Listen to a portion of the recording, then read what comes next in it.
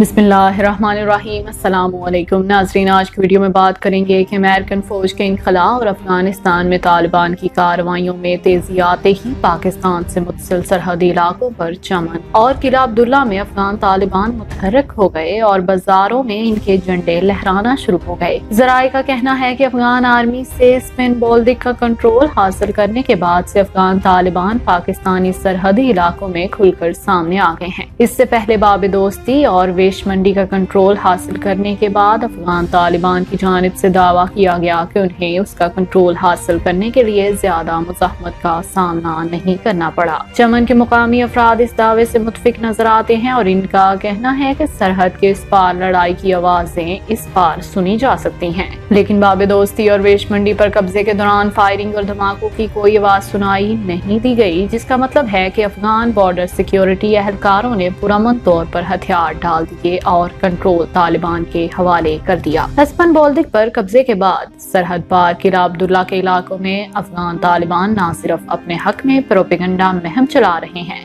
बल्कि चंदा भी इकट्ठा कर रहे हैं। चमन बॉर्डर से कुछ किलोमीटर दूर ही छोटे बाजार में वाक़या मस्जिद के बाहर काली दस्तार और सफेद कमीज शलवार में मलबूस दो अफराद के गिर्द कुछ लोग जमा हो गए थे और इन दो अफराद के हाथ में मोबाइल था जिस पर सबकी तवज्जो मरकूज थी। नाजरीन, मजमे से कुछ दूर दो मोटरसाइकिलें खड़ी थी। अमारात इस्लामी का सफेद झंडा लहरा रहा था। BBC की रिपोर्ट के मुताबिक इस मजमे में खड़ा एक मुकामी शख्स निकल कर बाहर आया। इसने बताया कि ये दोनों तालिबान हैं और कुछ देर कबल इन दोनों की वापसी हुई है और वो अफगानिस्तान में तालिबान के हाथों हलाक होने वाले अफगान सिक्योरिटी एहलकारों की वीडियोस दिखा रहे हैं। इस मुकामी शख्स ने बताया कि ये तालिबान दावे कर रहे हैं कि इन्हें बहुत जल्द एक बहुत बड़ी कामयाबी मिलने वाली है। अभी इस बात को चंद घंटे ही गुजरे थे कि तालिबान ने पाकिस्तान से मुत्तसिल सरहदी इलाके हस्पन बोल्दिक और वेश मंडी के साथ साथ पाक अफगान सरहद और बाबे दोस्ती का कंट्रोल भी संभाल लिया। ज़राए का कहना है कि अफगानिस्तान में तालिबान के जेरे कंट्रोल आने वाले इलाकों में दिन ब दिन इजाफा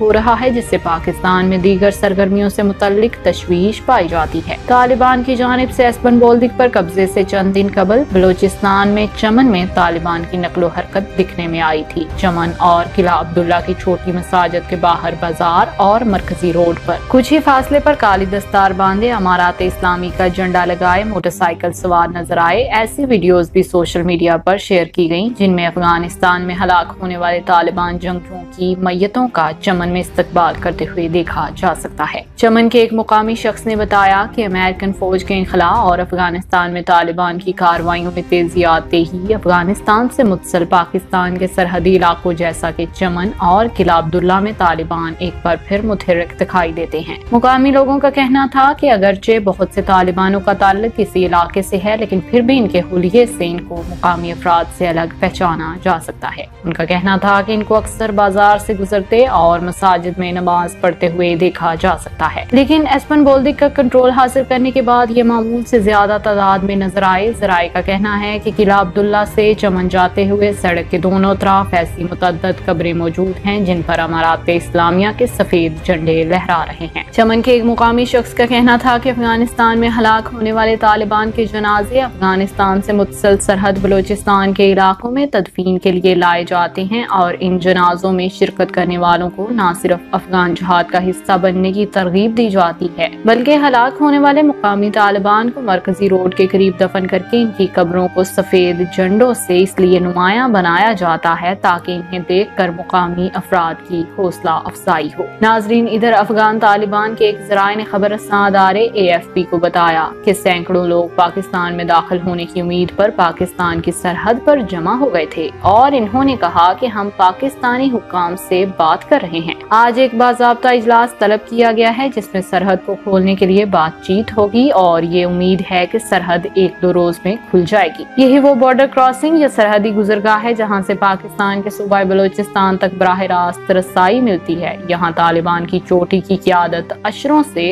अपने कदम जमाए हुए है और नामालूम तादाद रिजर्व जंगजू भी यहाँ बसते हैं जो बाकायदगी से अफगानिस्तान में दाखिल होकर अपनी सफों को मजबूत बनाने के लिए मुआवनत करते हैं। मज़कूरा क्रॉसिंग बॉर्डर से निकलने वाली हाईवे या शाहराह दरअसल पाकिस्तान के तजारती दारुल हुकूम हुकूमत कराची और इसके वरीसीओ अरीज बंदरगाह बहराए अरब से मिलाती है और ये अफगानिस्तान के अरबों डॉलर की तजारत के लिए एक अहम खिता समझा जाता है। यही रास्ता तालिबान जंगजुओं की आमदनी का अहम रास्ता भी है। एस्पन बोल्दिक पर हालिया कब्जा, सरहदी गुजरगाहों और बंदरगाहों पर तालिबान हमले के तसलसल की एक कड़ी था। सोशल मीडिया पर सरहदी इलाकों से तालिबान के कब्जे से तस्वीर का एक सैलाब रवां है। इसके बावजूद अफगानिस्तान की वजारत दाखिला ने इस अमर से इनकार किया है कि तालिबान ने इस इलाके को अपने कब्जे में ले लिया है। इन तस्वीर में बागी जंगजुओं को सरहदी शहरों में आराम करते हुए देखा जा सकता है। इस क्रॉसिंग के गिरने के चंद घंटों बाद ही पाकिस्तान के इलाके में एक AFP के रिपोर्टर ने 150 तालिबानों को मोटरसाइकिल पर सवार और हाथों में झंडे लहराते हुए अफगानिस्तान में दाखिल होने का बावाज मुतालबा